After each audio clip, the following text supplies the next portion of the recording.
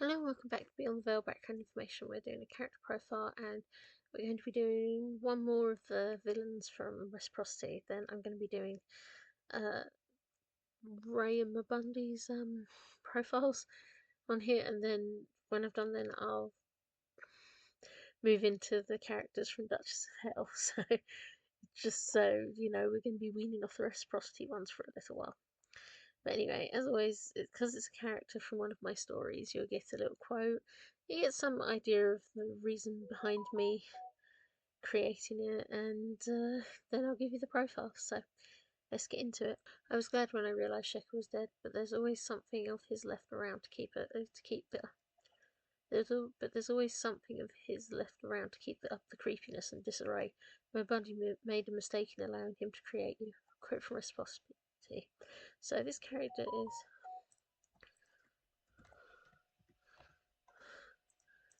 this character is Biserka, and Biserka is one of those later characters needed to maintain the duality of the story in producing a scientific disgust that equals that of the militia. So, as Shekel is certainly dead, having created a forbidden creature, Berserker is the ultimate enemy for the end to just sort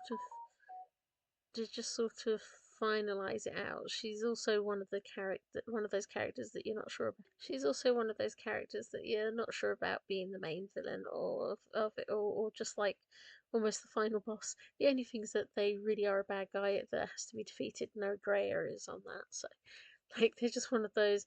I made them so they could be destroyed sort of ones. So yeah, not much to say really, because they were sort of oh well, I've got to have this thing in between, this nasty thing that they really got to fight with, that could do things, and as a small hint, they might kill someone. So yeah, but right, let's go into the profile. So the name is Biserka, the position is a Crusnox, story featured in is Reciprocity, their role is the final antagonist. Their gender is female, description is tall, about 5'9", rakishly thin, sharp teeth and constantly hungry look with a long wagging tongue. They also have burning golden eyes and their hair is white where the pigment is lost. Their skin is light olive and they have long hair and a tendency to wear suits or full-on boiler suit type mad scientist stuff.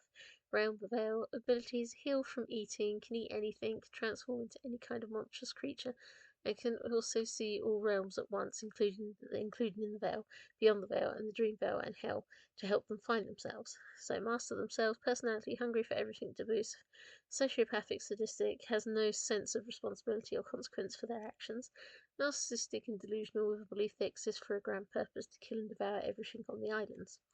Relations unclear, but it was presumed someone was seduced by Mabundi and turned into a vampire only to drain an insect demon and become an illegal creature. While some say she's Mabundi's daughter with the demon Shekel, and that's why she's even more dangerous. Mabundi, though, is considered their sire. So history. The truth of their origins is divided between two possibilities. If you believe the scariest story, then she was a turned vampire that Mabundi seduced, but as per vampire rules became his godfather, and thus he had to look after and raise her.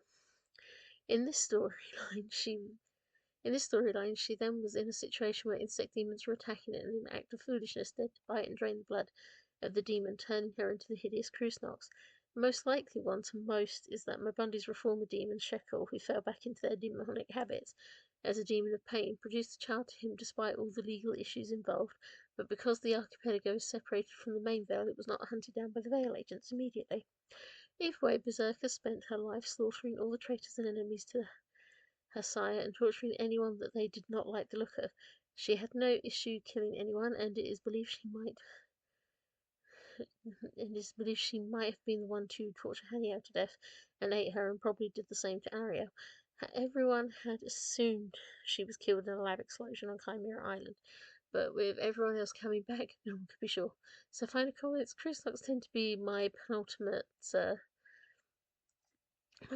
monsters in many cases with vampires in, but it actually works in this story for reasons that will become clear later. Berserker is not revealed until very late into the story, though, when a couple of people have died already. That's all you're getting, I'm afraid. So I hope you found that interesting. Thank you for listening.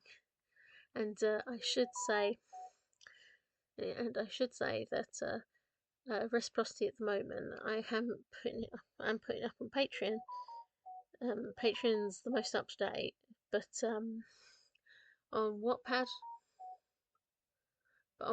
I have it as well, and it's it's free to read on Wattpad if you've got the thing on Wattpad. I'll be honest, sometimes I don't know how Wattpad works anymore, but you should be able to read most of it on Wattpad anyway. And I will be, because I'm going to be turning it into 10 volumes of 10 parts. I will eventually be doing the first volume for the end of the year, I hope. But yeah, I'll put a link in the description so you can go and read it, read what's there, and yeah, hopefully you found this interesting. Well, thank you.